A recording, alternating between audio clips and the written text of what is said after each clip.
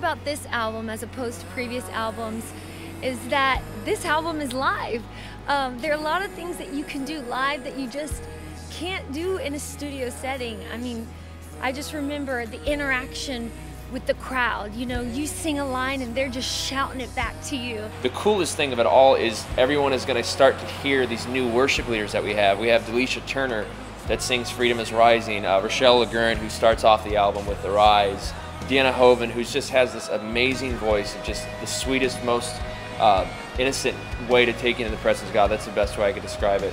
And then Sarah Agbiani, who's another just amazing worship leader. Nick Morris, amazing prophetic songwriter, amazing prophetic worship leader.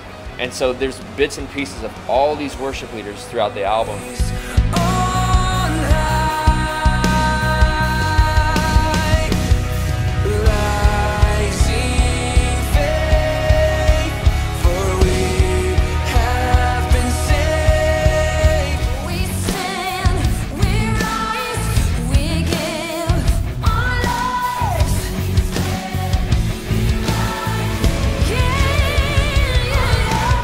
The word ammunition is simple. It's a weapon. It stands for bringing strongholds down. Really, if the Word of God is our ammunition, then our voice is a weapon. And God has called us to infiltrate, to destroy, and to rebuild a generation. And that is really our heart with this CD. The Ammunition Conference, it was just awesome leading last year, and everybody, you know, just chanting Jesus and stuff. It's like unlike anything else when you're up there. It's really humbling. It's showing people that they don't have to be afraid, that they can completely live their lives for God radically. And so that's what this album is capturing, is what we do here at our conference.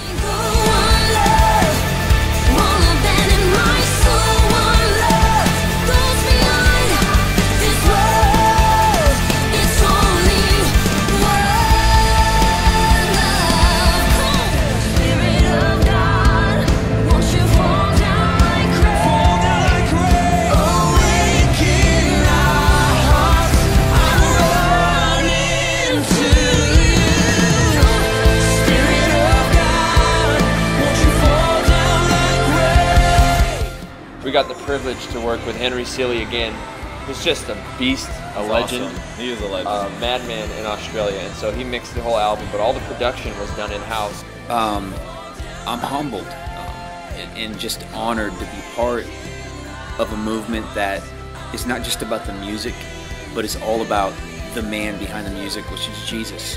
Well, with people buying this album and getting it in their hands, our goal really is that no matter where you're at, if you're in your car, if you're in your room, if you're playing it for your youth group, wherever you're at, that you would just experience the love of God, and that you would be challenged and empowered to just really start a love riot in your community, on your campuses, that you would meet with God in that moment when you listen to each track on the CD, and that God would really speak to your heart personally, and that you would encounter Him. That's really our purpose in this. Walls are broken, heavens open, send your glory down.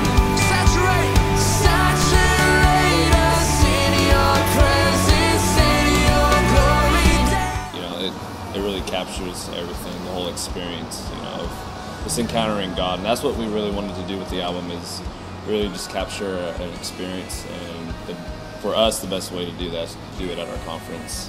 When a crowd and a group of people is in front of you, things are pulled out of you by the Holy Spirit that are different than you can capture in a studio by yourself with a mic. And so you're going to see a side of Worth Dying For that you've never seen, the real side of Worth Dying For.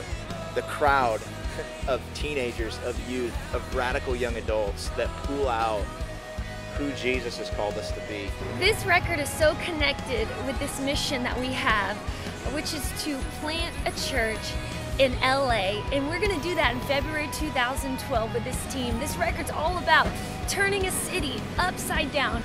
We are gonna fearlessly run into a city and say, God, do whatever you wanna do. And this CD, it's really the alpha and the omega moment. It's the beginning and the end for us in this season of our life, and we're going into a whole new season. It's the 8.5 years that we've been working as a ministry, growing as a ministry, captured in one moment called Live Riot. I hope you enjoy it. That's it. we wanted to capture it for you. We wanted to capture what God did. God did a G-Shock. He made in the world. He's a good man. So what you got? Thanks, bro. Myrtle. Woo! That's a live riot right there, baby. Yes! God did a G-Shock. No, I think he did a Nixon. That's it.